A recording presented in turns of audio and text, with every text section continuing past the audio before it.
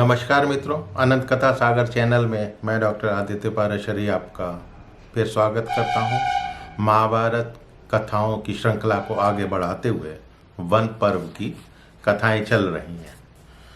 जैसा कि पिछले एपिसोड में मैंने आपको बताया हुआ था कि चिरंजीवी मार्कंडेय मुनि वन में पांडवों से मिलने के लिए पहुंचे हुए थे और वो कहानियों के द्वारा उनको धर्मोपदेश का ज्ञान दे रहे थे। तो उन्हीं के ही कहने पर उन्होंने एक कहानी सुनाई और वो कहानी थी कि इक्ष्वाकु वंशी राजा परीक्षित का मंडूक राज कन्या से विवाह कैसे हुआ। मंडूक राज यानी मेंढकों के राजा। बड़ी विचित्र कहानी है। तो अयोध्या के राजा थे ये इक्ष्वाकु कुल में धुरंधर वीर परीक्षित। जब ये शिकार करने गए हुए थे तो हिंसक पशुओं का पीछा करते हुए अपने घोड़े पर सवार होकर वन में बहुत अंदर तक चले गए। जब मार्ग में उन्हें बड़ी थकावट महसूस हुई, भूख प्यास से व्याकुल होने लगे, तो उन्हें एक नीले रंग का एक दूसरा ही वन दिखाई दिया। राजा उसमें प्रवेश कर गए। वन के बीच में एक सुंदर सा तालाब था। राजा घोड़े सहित उस तालाब में घुस गए। घोड़े को उन्होंने कमल के पौधे उखाड़ कर उनकी नाले जो हैं खाने के लिए वो डाल दी और खुद जो है पानी पीकर सुस्ताने के लिए जलाशय के किनारे लेट गए। अब लेटे लेटे उनके कानों में एक संगीत की मधुर ध्वनि पड़ी। तो सोचने लगे यहाँ पर मनुष्य तो है नहीं, फिर ये संगीत की ध्वनि आ कहाँ से रही है। तभी उनकी दृष्टि जो है एक कन्या पर पड़ी जो बहुत सुंदर थी और फूल चुनते हुए गीत गा रही थी।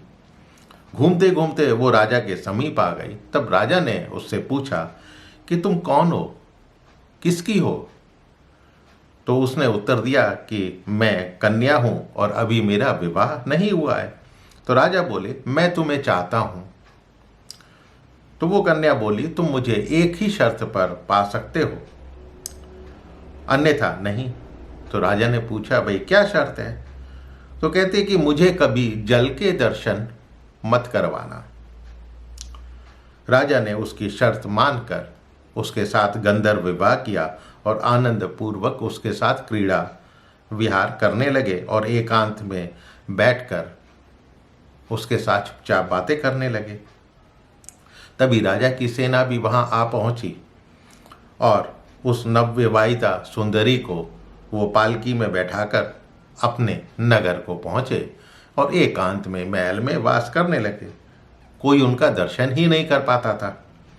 फिर एक दिन उनके प्रधानमंत्री ने राजा के पास रहने वाली स्त्रियों से उनके बारे में पूछा।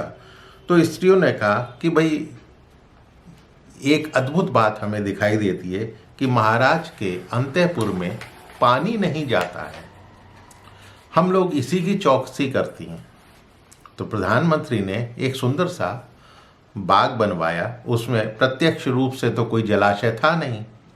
एक किनारे पर एक स्वच्छ जल से भरी हुई एक बावली बनवाई जो बाहर से लताओं के द्वारा ढक दी गई थी, दिखाई नहीं देती थी।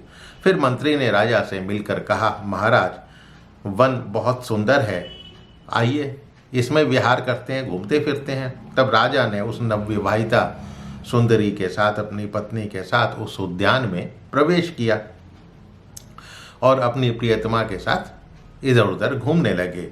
जब घूमते घूमते थक गए, थकने पर भूख प्यास से पीड़ित हो गए, तो उन्हें लता द्वारा निर्मित एक मंडप दिखाई दिया। वो अपनी प्रिया सहित उसी में प्रवेश कर गए। तो वहाँ पे जल से भरी हुई एक बावली देखी, कुएं नुमा तालाब।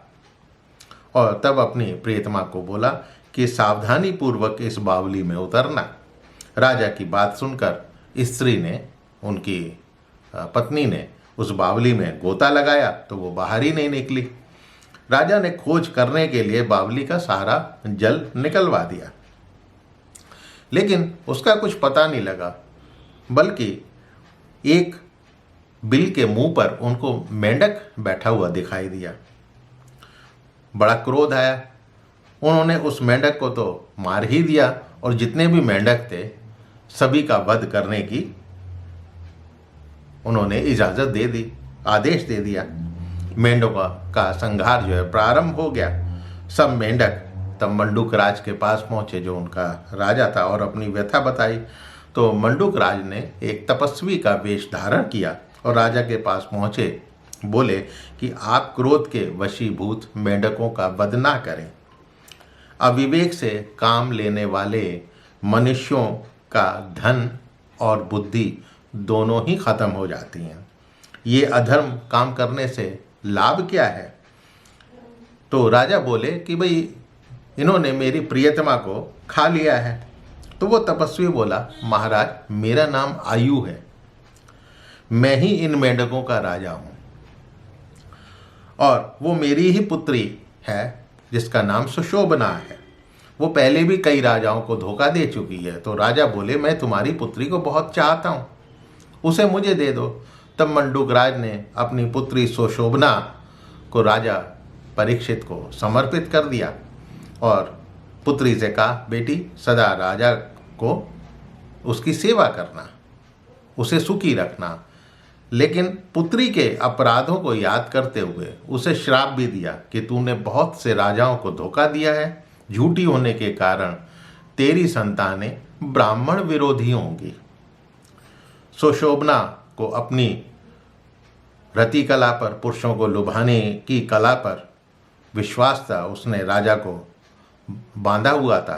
तो राजा उसे पाकर ऐसा प्रसन्न हो गया जैसे तीनों लोगों का राज्य मिल गया हो, और आनंद से आंसू बहाते हुए मंडूक राज को प्रणाम किया। बोले कि मंडूक राज तुमने मुझ पर बहुत कृपा की है। और मंडूक राज जो है कन्या से विदा लेकर वो अपने स्थान पर चले गए। तो अब मंडूक राज के श्राप का क्या असर हुआ, इसको अगली कथा में सुनिएगा, अपने अगले एपिसोड में। तब तक के लिए मुझे आज्ञा दीजिए।